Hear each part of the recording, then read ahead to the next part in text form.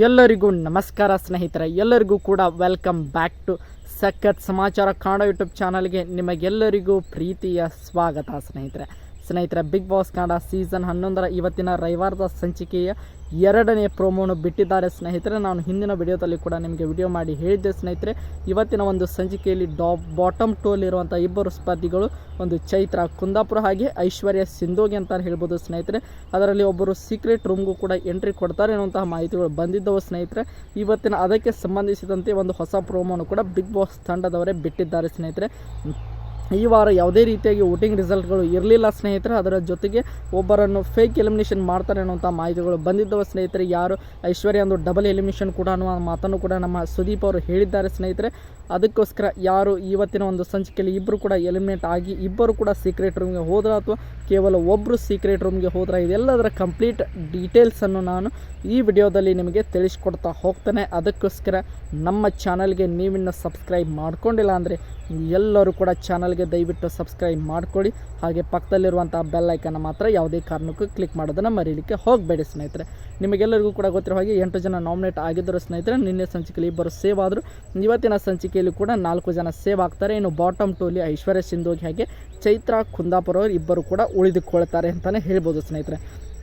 ನಮ್ಮ ಸುದೀಪ್ ಅವರು ಹೇಳ್ತಾರೆ ಇಬ್ಬರು ಕೂಡ ಹೋಗುವಂಥ ಚಾನ್ಸಸ್ ಇದೆ, ಆದರೆ ಒಬ್ಬರು ಮೇನ್ ಡೋರಿಂದ ಹೋಗ್ತಾ ಇಲ್ಲ, ಕೆಲವೊಂದಿಷ್ಟು ಬೇರೆ ಬೇರೆ ದಾರಿಗಳಿಂದ ನೀವು ಹೋಗ್ತೀರಿ ಅನ್ನುವಂಥ ಮಾತುಗಳನ್ನು ಹೇಳಿ ಅವರು ಅಲ್ಲಿಗೆ ಅವರ ಒಂದು ಪಂಚಾಯಿತಿಯನ್ನು ಕೂಡ ಮುಗಿಸ್ತಾರೆ ಸ್ನೇಹಿತರೆ. ಇನ್ಮೇಲೆ ಬಿಗ್ ಬಾಸ್ ಆಟ ಶುರು ಆಗುತ್ತದೆ ಅಂತಲೇ ಹೇಳ್ಬೋದು. ಅಲ್ಲಿಂದ ನೇರವಾಗಿ ನೋಡ್ತಾ ಹೋಗೋದಾದರೆ ಸ್ನೇಹಿತರೆ, ಅಲ್ಲಿಂದ ಐಶ್ವರ್ಯ ಸಿಂಧೋಗಿ ಅವರು ಆ್ಯಕ್ಟಿವಿಟಿ ರೂಮ್ಗೆ ಹೋಗುತ್ತಾರೆ ಅಂತಲೇ ಹೇಳ್ಬೋದು. ಎರಡನೇದಾಗಿ ಚೈತ್ರ ಕುಂದಾಪುರ ಅವರು ಕನ್ಫೆಷನ್ ರೂಮ್ಗೆ ಚೈತ್ರ ಕುಂದಾಪುರ ಅವರು ಎರಡನೇದಾಗಿ ಹೋಗ್ತಾರೆ ಸ್ನೇಹಿತರೆ. ಅಲ್ಲಿಂದ ನೋಡ್ತಾ ಇರ್ಬೋದು ಯಾವೊಂದು ಆ್ಯಕ್ಟಿವಿಟಿ ಕೂಡ ಶುರು ಆಗುತ್ತದೆ. ಆ ಒಂದು ಕನ್ಫೆಷನ್ ರೂಮಿಂದ ಅಲ್ಲಿ ಒಂದು ಕಿವಿಗೆ ಒಂದು ಹೆಡ್ಫೋನ್ ಹಾಕಿಕೊಂಡು ಮನೆಯ ಸ್ಪರ್ಧಿಗಳು ಮಾತನಾಡುವ ಮಾತನ್ನು ಚೈತ್ರ ಕುಂದಾಪುರ ಅವರು ಕೇಳ್ತಾ ಕುಳಿತುಕೊಳ್ಳುತ್ತಾರೆ ಸ್ನೇಹಿತರೆ.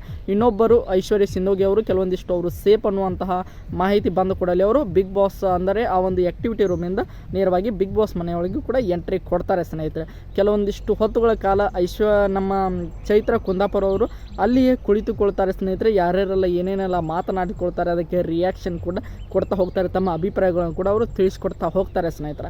ಅಲ್ಲಿಂದ ಅವರು ನೇರವಾಗಿ ಕೆಲವು ಹೊತ್ತುಗಳು ಆದ ನಂತರ ಸೀಕ್ರೆಟ್ ರೂಮ್ಗೆ ಅವರನ್ನು ಟ್ರಾನ್ಸ್ಫರ್ ಮಾಡ್ತಾರೆ ಎನ್ನುವಂತಹ ಮಾಹಿತಿ ಬಂದಿದೆ ಸ್ನೇಹಿತರೆ. ಅಲ್ಲಿ ಒಂದು ಅಥವಾ 2 ದಿನಗಳ ಕಾಲ ಅಲ್ಲಿವರೆಗೆ ಅವರನ್ನು ಇರಿಸುವಂತಹ ಸಾಧ್ಯತೆ ಇದೆ. ನೋಡೋಣ ಯಾವ ರೀತಿಯಾಗಿ ನಮ್ಮ ಬಿಗ್ ಬಾಸ್ನವರು ಪ್ಲ್ಯಾನ್ ಮಾಡಿಕೊಂಡಿದ್ದಾರೆ ಅಂತಲೇ ಹೇಳ್ಬೋದು ಸ್ನೇಹಿತರೆ. ಅದಕ್ಕೋಸ್ಕರ ಚೈತ್ರ ಕುಂದಾಪುರ ನೇರವಾಗಿ ಸೀಕ್ರೆಟ್ ರೂಮ್ಗೆ ಹೋಗ್ತಾರೆ ಅನ್ನೋಂಥ ಮಾಹಿತಿ ಬಂದಿದೆ ಸ್ನೇಹಿತರೆ. ಐಶ್ವರ್ಯ ಸಿಂಧೋಗಿಯವರು ಮತ್ತೆ ಈ ವಾರ ಕೂಡ ಒಂದು ಸೇಫ್, ಈ ವಾರ ಯಾರು ಕೂಡ ನಾಮಿನೇಷನ್ ಆಗಿಲ್ಲ, ಆದರೂ ಕೂಡ ಒಂದು ನಮ್ಮೆಲ್ಲರಿಗೂ ಕೂಡ ಗೊತ್ತಿರೋ ಹಾಗೆ ಅವರು ಸೇಫ್ ಮತ್ತೆ ಆ್ಯಕ್ಟಿವಿಟಿ ರೂಮಿಂದ ಹೊರಗೆ ಬರ್ತಾರೆ ಸ್ನೇಹಿತರೆ. ಈ ವಿಡಿಯೋ ನಿಮಗೆ ಇಷ್ಟ ಆಯಿತು ಅಂದ್ಕೊಳ್ತೀನಿ.